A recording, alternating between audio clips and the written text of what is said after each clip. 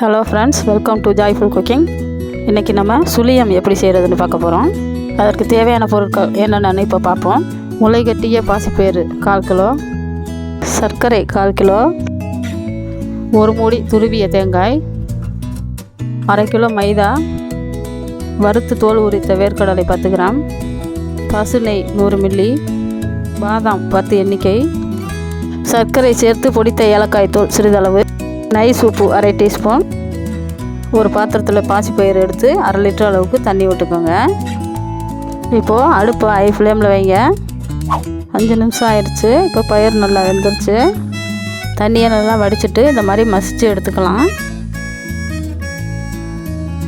ஒரு பாத்திரத்தை எடுத்து அடுப்பை சிம்மில் வச்சு கொஞ்சமாக நெய் விட்டுக்குங்க.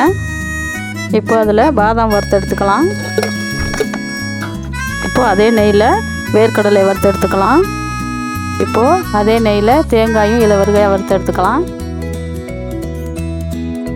இப்போது மசிச்சு வச்சுருக்கிற பாசிப்பயிரோட 1/2 டீஸ்பூன் சால்ட் சேர்த்துக்கோங்க. இப்போ அது கூட நெய்யில் வறுத்து வச்சுருக்க நட்ஸு, நம்ம நெய்யில் வறுத்து வச்சுருக்க தேங்காய் துருவு,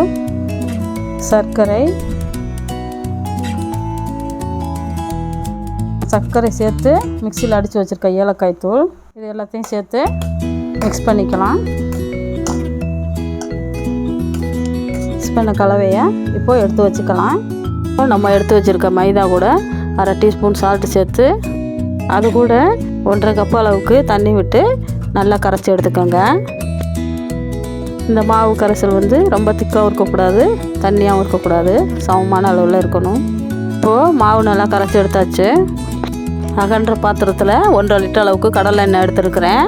நீங்கள் என்ன சமையல் எண்ணெய் வேணாலும் எடுத்துக்கலாம், அது உங்கள் ஆப்ஷன் தான். இப்போ ஹை ஃப்ளேமில் வச்சுக்கோங்க.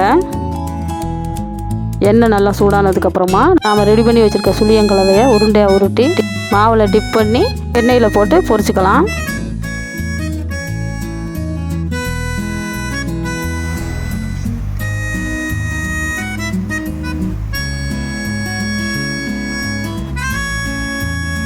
நல்லா கோல்டன் கலரில் வந்ததுக்கப்புறமா அரிசி எடுத்துக்கலாம்.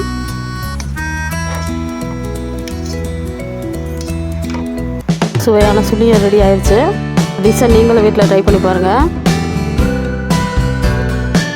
இந்த வீடியோ உங்களுக்கு பிடிச்சிருந்ததுன்னா சேனலை சப்ஸ்கிரைப் பண்ணுங்கள், லைக் பண்ணுங்கள். Thank you friends.